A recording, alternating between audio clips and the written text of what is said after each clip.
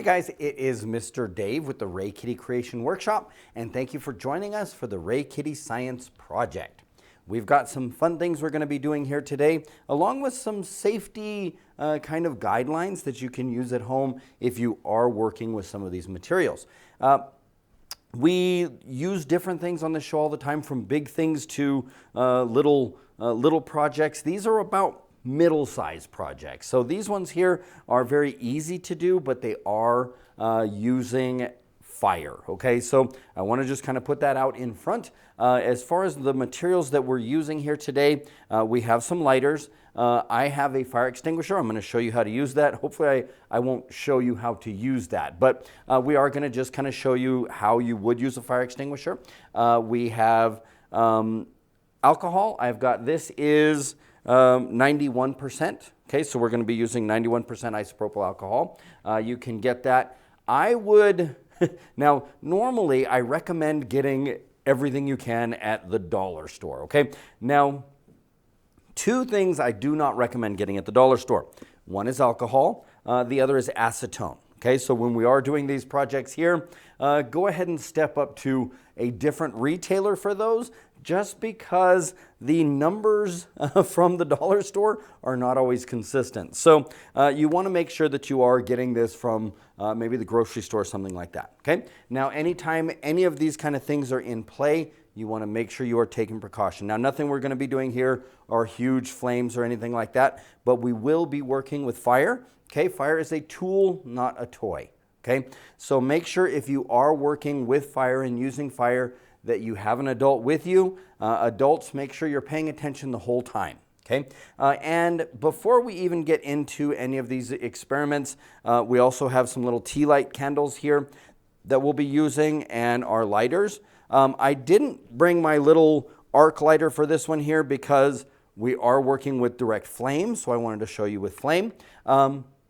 The other thing that you can get if you're getting ready to do this one, this little bottle here, classically you would call it a milk bottle, but now it's like a Starbucks frappe or something like that bottle. So you would get a bottle like that. I use those because they've got a nice wide mouth on them. And for that one, I have some boiled eggs. Okay, we'll open up those boiled eggs in a minute, but I have boiled eggs and I have shelled those eggs for this experiment. Okay, another thing that I have that I will be using is going to be flash paper. You may not have that at home. That's something that you can get from magician sites and things like that, but that's one that we will be using. But the things that you'll normally need for this one here, for some very simple ones, I've got a plate of water, some candles, some lighters, and different glass containers. Okay, you'll want to use glass for these because the glass is going to have a stronger ridge, so like a water bottle isn't going to work because it can crush. We will be dealing with pressure. Okay, all right, so what is fire? Fire is a chemical reaction, actually. Okay, so fire is when something rapidly oxidizes. Okay, so rapid oxidation produces flame. Okay, and that flame is what we see as fire. Okay, like this here. Okay, it's a rapid oxidation. In this case, this is the rapid oxidation of the butane that's in this lighter. Okay, and oxidation means that it requires oxygen. Okay, so fire requires oxygen. So you have to have oxygen, you have to have heat, and you have to have a fuel source, something that you're going to be burning. Okay, so those are what it requires for fire. Now, I'm first going to get into a little bit of fire safety. Now, parents, teachers, grandparents, whoever it is that is working with these students or with your kiddos, when you're going to work with fire, no matter if you're doing something that you've done before, if you introduce that little fire experiment by showing some safety guidelines, it gets the kid, the student, in the mindset of being safe. Okay, so even if it's something you've done before, even if it's students that you know have used lighters and that have used all these things, you want to introduce some safety practices first because it will get you in the mindset to do those fire experiments safely. Okay, so we're going to do that here. Some things that I like to do when I'm working in a classroom and we are doing things with fire. Rule number one is with our lighters, you never hand someone a lighter. Okay, now You never hand someone a lighter, because if I've been using this lighter for a little while and that tip gets nice and hot, and then I go to hand it to someone and they grab that tip, one of you is going to be unhappy in a hurry. Okay? So never hand someone a lighter. The proper way to pass that lighter to someone is to set it down in between you and that person, and you will have your hands off of that lighter. The next person will pick it up. Okay, so if you practice that, parents or teachers, with your students, it's just a safer mindset and a safer way to work with that lighter, and it'll result in a lot less little ow, owie, owie, okay? So that was a scientific term, the owie, owie, owie part. So never pass someone a lighter. You're going to set it down, okay? Now I'm going to light this little candle here. And when I lit this little candle, you see that I lit it and then I set my lighter to the side so it's away from our candle, okay? Now, another thing that I practice, kind of a lab practice, is never to blow out a candle, okay? Or never to blow out a flame. Now, there's a couple reasons for that. I have this flame here. This is just on a little bitty candle, little wax candle. So if I were to blow it out, very little damage could happen. But if I had a student sitting across from me and I were to blow it out, okay, one, I'm blowing all the gross spit and stuff all over that other student. But also, if this were something that had a chemical to it or perhaps a powder to it, and I'll show you in a little while what can happen with a powder, then you can also be blowing flame or whatever in that person's direction. So what I use, and what you can use at home is, if you don't have a fancy candle snuffer, is we have right here a little metal spoon. Okay? Now you're not going to do any damage to this spoon. You can use it over and over, but we're going to use our spoon as an extinguisher. So never blow out a candle or never blow out a flame source. Always snuff it out. Okay? And that's for safety purposes. So what you'll do is you're going to take your little snuffer and poof, there you go. Okay? Now we're going to deal with this as if it was hot. Now this is not hot because I just put it on there, but anytime you've dealt with a heat source, you want to treat everything as if it was hot. I'm going to do the same thing. I'm going to set it down. If I were to pass that to someone, I would do the same thing as with the lighter. I'm going to set it down in between us, okay? So those are some good safety practices. Now, this here is a fire extinguisher. We're not going to be doing anything big and huge today, but I want to kind of just go over how to use a fire extinguisher. Not everyone has used them, luckily, but kind of the basis for a fire extinguisher. Most fire extinguishers are going to have the same basic build and the same basic way of using them. Now, a lot of them have got a lever on the back here, the ones that you'll see in a lot of commercial applications, but it works the same way. Okay? Now, anytime you're using a fire extinguisher, you're going to point it at the flame before you do anything else. Point the extinguisher at the flame. This one here has a valve. Oh, that's awesome. Yes. Oh, thank you. Thank you. Yes, our wonderful team here has passed me this one here. Yeah, so this is a big one that we use in the commercial that they have for the studio here. And you can see that we have the same basic build. Thank you for that. That's wonderful. We have our key or our pin. Okay. This one has got our key here. And so the same thing is going to happen. You're going to pull this out. Okay. And then you're going to squeeze the lever. Now, first, this wants to be pointed toward the flame. Always point it toward the flame before you do anything else, okay?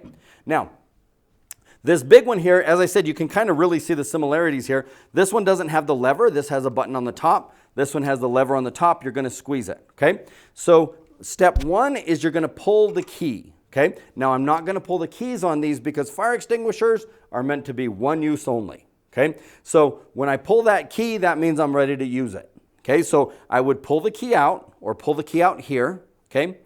Point it toward the fire, or I would have it pointed toward the fire, pull the key out, and hit the button, okay? Now this one here's got this fun little hose that you, it's never fun, but this hose that you would use to be pointing at the fire. Now, when you're using a fire extinguisher, okay? Anytime you're using a fire extinguisher, plan on using the entire thing, okay?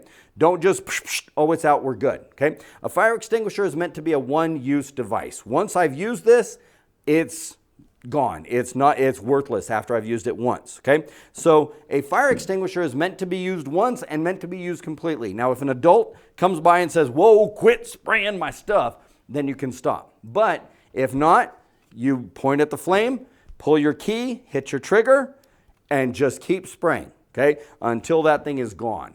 because a fire can still be underneath whatever it is. There can be flames that you don't see. You want to use that entire fire extinguisher because after it's been opened, after it's been used, then you have to toss it, okay? Now they have, different ways of recycling them, and they can recycle them and use them again, but they're intent for one use once you've started it, okay? Because then they have to get it recertified and all those beautiful things, okay? So that is how to use a fire extinguisher. We're not going to be doing anything big major here, but I just thought if we were throwing in fire safety, it'd be kind of cool to learn or to teach those kids how to use a fire extinguisher. And thank you for this one. That's awesome. So now we can see that comparison on those big commercial ones versus this little guy here.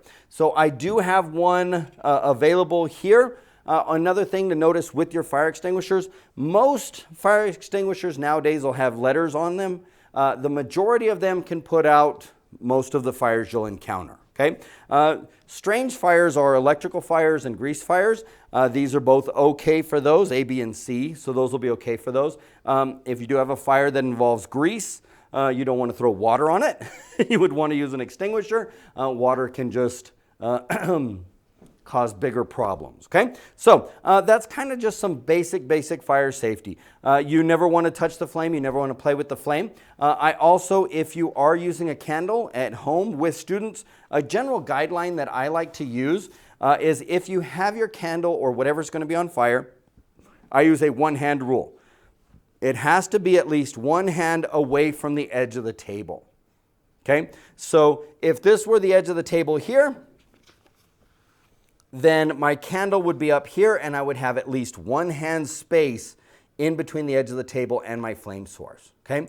And that just allows kind of saves from them dumping anything flammable in their lap. Okay, so now let's get to the actual fun little fire things, but I did want to go over fire safety because that's a fun one. And like I say, I recommend anytime you're like, hey kids, let's use fire. We're not going to say play with fire, but let's use fire. You want to go over at least some safety things because it'll get you in the mindset of doing this safely. Okay?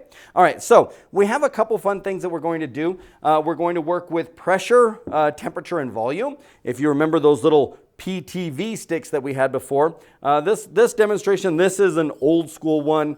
This particular demonstration is actually the one that got me interested in science as a kid. Okay, this one here that means it's probably like 600 years old. So, but this one here, it was before they actually invented glass, so we just had a hewn out rod. No, I'm kidding. But this one here was like, okay, there's something to that science thing that maybe it can be fun and it can be something that I'm interested in. But this one here, we've got a bottle. Okay, for this one, we're going to use this bottle. I've got some paper here. Okay, we're going to use our paper as the fuel source, so we are going to be burning this paper. Okay, and we have our eggs. Okay, now these are boiled eggs, and I have shelled these eggs. Okay, so they are shelled boiled eggs. Now, what we're going to do is we're going to put the egg in the bottle. Okay, now if you're working with your students or with the kids, you're like, hey, yeah, squish that egg in the bottle. So you'll probably want to have some extra ones because what you're going to do is you're going to be pushing on that thing. It's going to split, it's going to break, and you're going to have egg everywhere. That's part of the fun. Don't worry about it. Boil extra eggs for this one. Okay, now what I do recommend is if you have that egg that you've smashed and all those kind of things, is to dump all of the smashed egg out of the bottle before you do the rest of the experiment, just because it can put your flame out. Okay, so right now this egg is not going to go into that bottle. Okay, now if I push it and shred it, I can get parts of it in there. But the reason it's not going to go in that bottle is there is air inside of this bottle. Okay, if you watch some of our earlier episodes, you'll see where we worked about those air molecules taking up that amount of space. Well, that air is taking up that space in there right now. Okay, so when it takes up that space, it's not allowing for this egg to squish down in there because it would have to smash that air, and the egg is actually weaker than that air, as crazy as that sounds. Okay, so I'm not able to smash that in there without tearing up that egg. So what we're going to do is we are actually going to use a little bit of fire. Okay, so with our fire here, I have a little shred of paper that I tore up. Okay, and I'm going to fold this shred of paper And I'm going to fold it twice just like that so I have kind of a decent little amount of fuel here to burn. Okay. Now this is regular printer paper. And so when we're burning this paper, again, make sure that you're practicing safe practices. Make sure you have some water nearby so that if you need to put the paper in the water, you're welcome to, you have that available. Okay. So what we're going to do is we're going to start this piece of paper on fire and we're going to put it in the bottle. Okay. Now when we do, remember how we said that fire is that rapid oxidation. Okay. So it's sucking up all of that oxygen in there. Now when it does, we're going to create a vacuum. Okay, so we're going to start this on fire. The trickiest part in this little experiment here is keeping your paper on fire. As crazy as that sounds, so we're going to see if we can keep our paper on fire. And so I am practicing safe handling. I'm not lighting it by my face or by anyone else's face. I'm going to start this little piece of paper on fire. Okay, once it gets to burning, I'm going to go ahead and put it down in there. Hopefully it continues burning. We'll see if it does. If it goes out, we're going to try it again. So give me just a second. It went out. Okay, so I'm going to get another piece of paper. We're going to try this again. As I said, or as I mentioned, the trickiest part is just keeping that piece of paper burning. So we're going to try this again. Oh, you might have heard a little boop. Yeah, so what happened there was a little bit of a vacuum. So we're going to try this again. Get that paper burning. Try and get it burning real good here. We're going to drop it in there, drop that egg on there, and see if, whoa, there you go. Yeah, so what happened was that egg was now sucked in by that vacuum and it sucked our egg right in there. Okay, so as that paper was using up that oxygen in there, it gave us enough space that egg had to fill that space and then was sucked in there. Now the fun part is how the heck do you get the egg back out? Okay, now this is kind of a goofy way of doing it, but this is the way to do it. Parents, you will probably want to do this part just because you may get some of that mess on you. So we created a vacuum in order to get the egg in. What we have to do is to create pressure in order to get the egg out.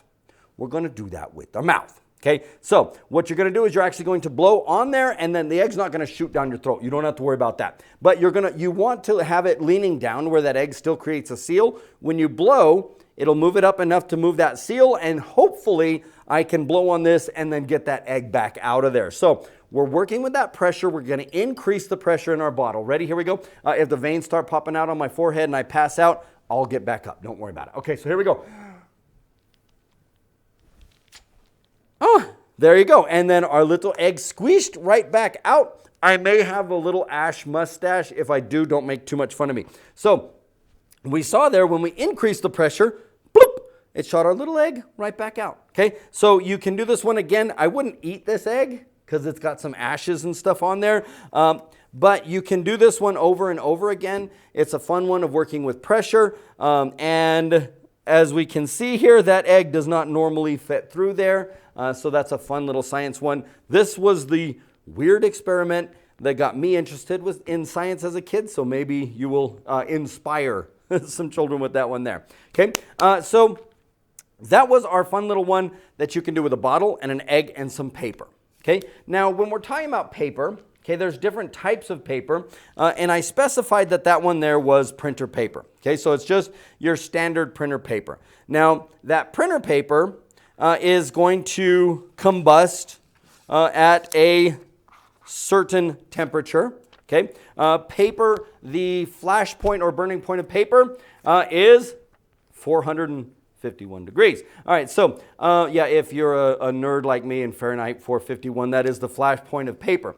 So we'll see that paper will begin to burn, so we know that paper is burning, and if it's burning, it's at 451 degrees. Now, this is rapid combustion, but it's not happening super fast, okay? It happens... Of course, it works when you're not even trying to do it. Yeah, suck that egg right in there that time. Now, we have a different type of paper here, and this is called flash paper. Okay, flash paper has a much lower flash point, and it is actually nitrocellulose paper. So it has a different weave, and it has a chemical on it. And what is fun about flash paper is instead of the way that other paper burnt, flash paper burns very quickly and with no ash. Okay, so that flash paper, instead of all that paper mess that you have in there, the flash paper will actually combust very quickly.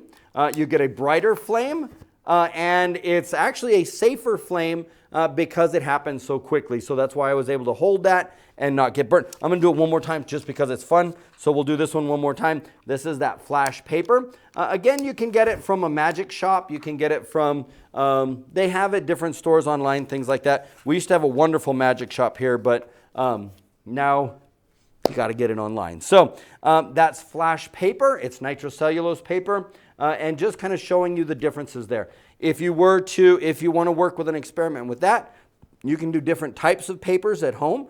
You can do tissue paper. You can do toilet paper. You can do like magazine paper, things like that, and experiment with the different flame rate on different papers, and then try and figure out, okay, well, why did this burn faster? Why did this burn slower?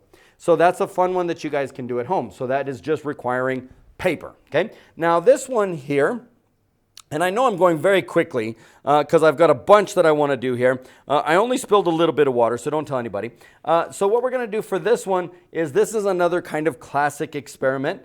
We've got our little tea light candle here, okay?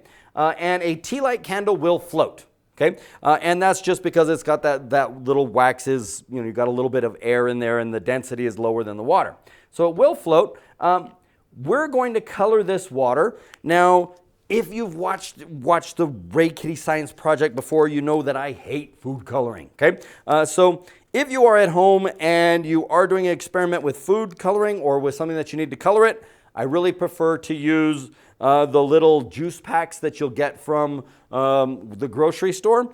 These are used to flavor water, but they can add a fun color to your water without all of the mess. Okay, so they're not as messy as food coloring, and they can still color your water, and the water tastes way better than it would with food coloring. Okay, so this one here is another kind of classic one. We're going to work on that pressure. So remember how we sucked that egg into the bottle? Well, now we have a liquid here. Okay, so we're going to do the same little experiment, but instead of the egg, we're going to put this over our food coloring here. Okay, so I'm going to light my candle.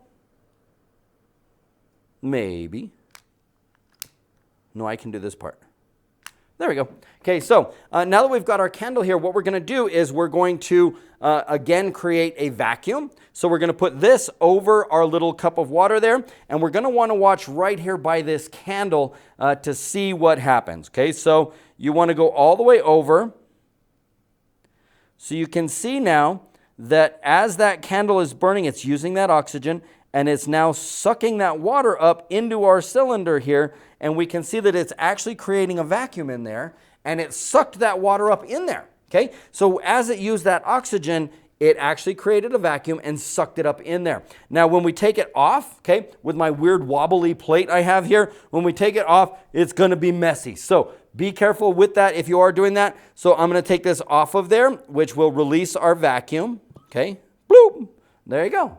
Okay, so this is a fun one you can do with even the littler guys. You can have them manipulate whatever your cup or container is. Again, you want to use a glass container because you're going to have a real rigid wall there. A water bottle won't quite work for that one. Okay, so I'm going to scooch that to the side just a little bit there. Now, our next one here is a fun one, and it, okay, is going to be, let me get this, I'm going to scooch this just a little further. If I spill a little bit of water, don't tell nobody.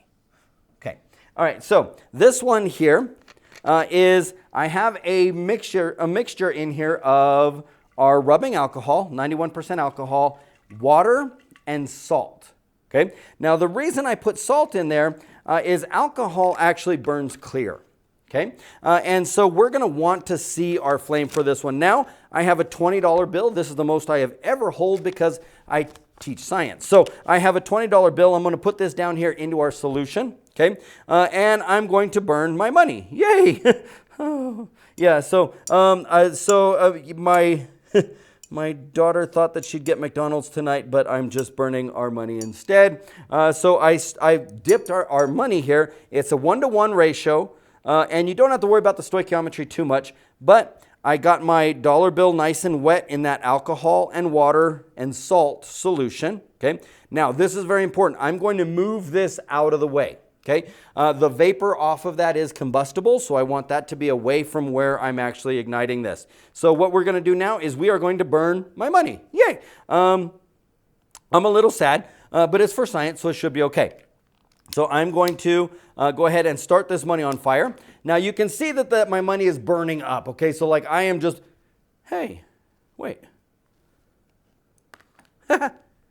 Now what happened there is my money is actually fine. Now you saw that flame, you saw that big old flame. That money was definitely on fire, but what happened was because we have a combustible in addition to that water, right?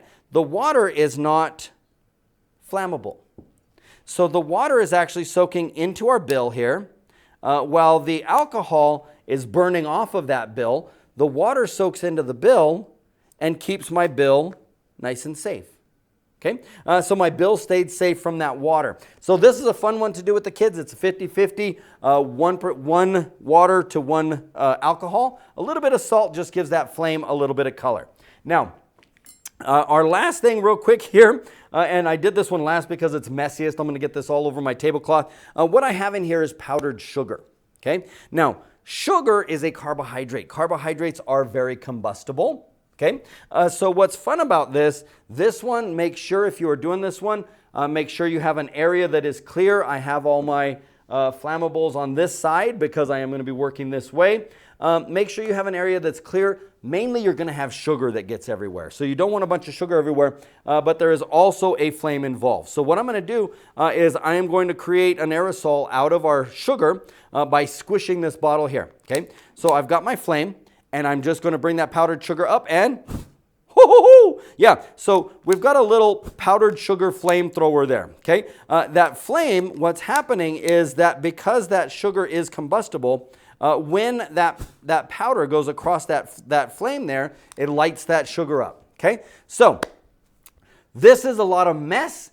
Make sure that you do it safely, okay? And if you have any, questions, you can send me an email. But I am Mr. Dave with the Ray Kitty Creation Workshop. Thank you for watching the Ray Kitty Science Project. And remember, science shows you matter.